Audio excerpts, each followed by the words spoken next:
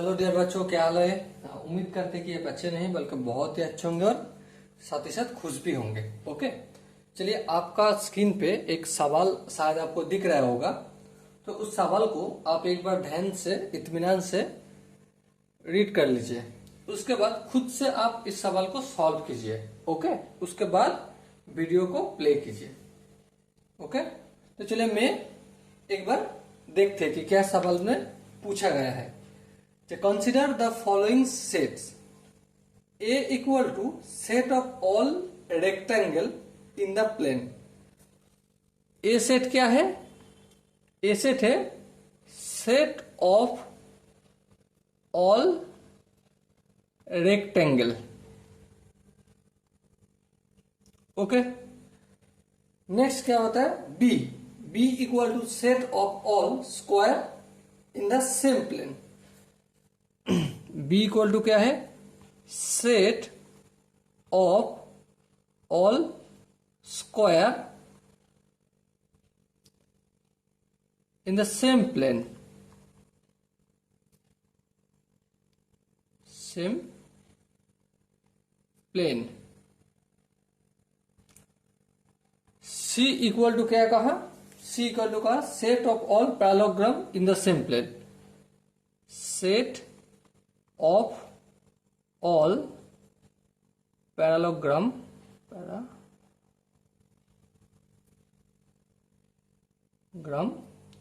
in the same plane। Okay, A set है और A B set है और ए सी सेट है।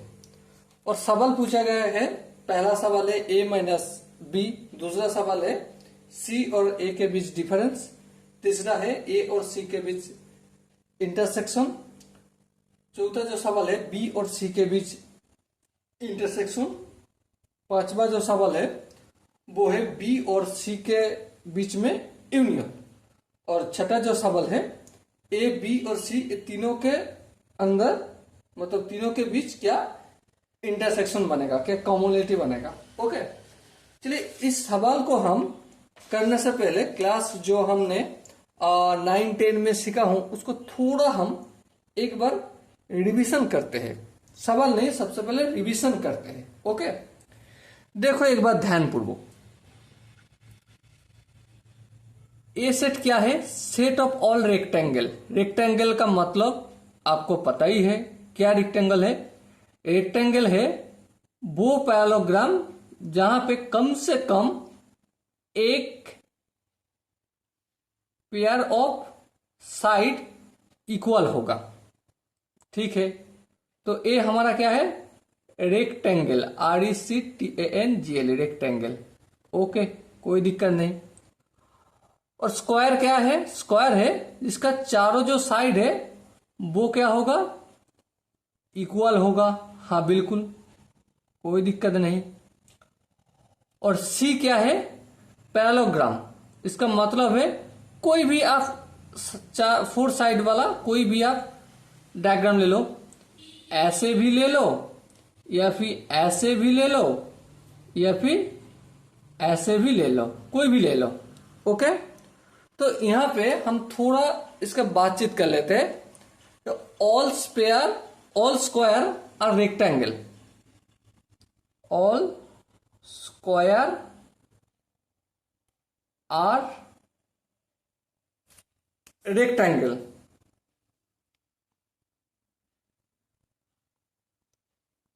रेक्टेंगल इसका मतलब आप 9-10 में पढ़े हुए हो, आई होप समझने का, और एक्स्ट्रा जरूर नहीं, फिर भी एक बार मैं बताता हूं।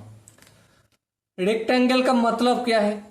रेक्टेंगल का मतलब है भैया कि यहां पे जो 4 साइड है ना, उनमें से कम एक साइड इक्वल होगा। अगर एक पेयर ऑफ साइड मतलब मान लो कि ए बी सी डी ऐसा है, इनमें से ए और बी इक्वल होगा और सी और डी इक्वल हो जाएगा तो ठीक है। हाँ भाई, समझ में आ गया।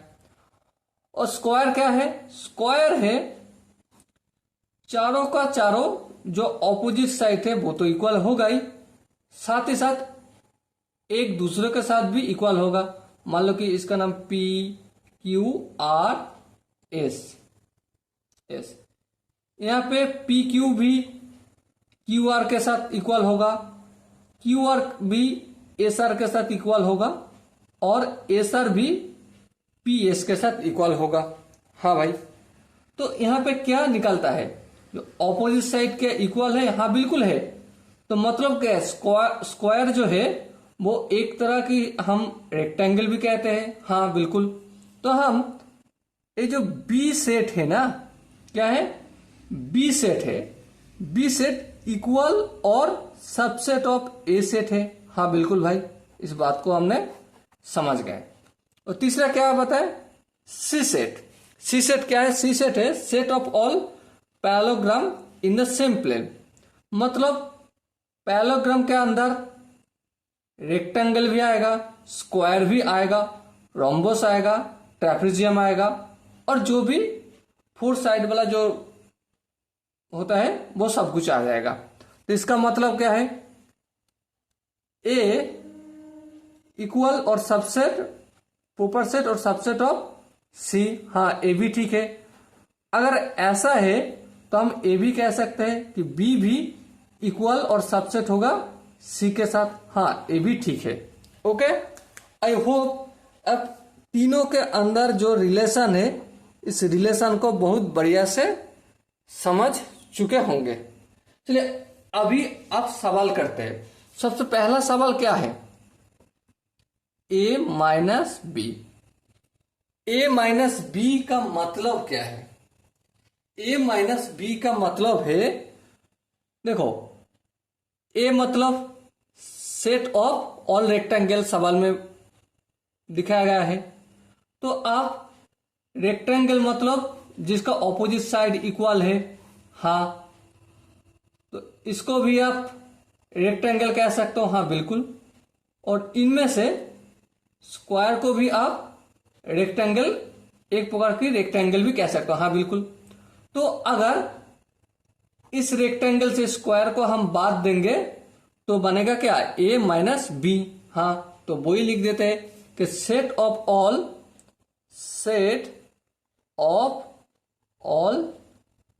Rectangle,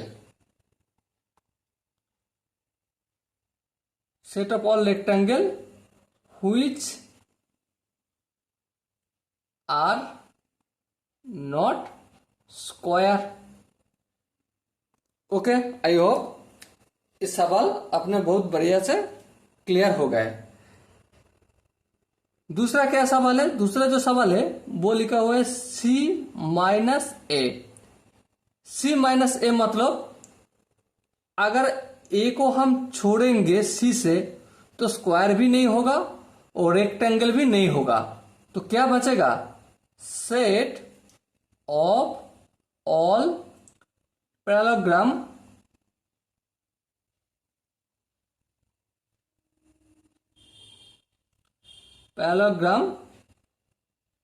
which are not square and rectangle। Okay, I hope आप समझ गए होंगे। नेक्स्ट क्या है, नेक्स्ट है तीसरा जो सवाल है वो है A intersect C. A intersect सी मतलब क्या है, ए इंटरसेक्ट सी इसका मतलब है कि ए और सी के जो कॉमन है वो क्या है। चलिए हम इसको वेन डायग्राम से एक बार देख लेते हैं। ए है हमारा वेन डायग्राम।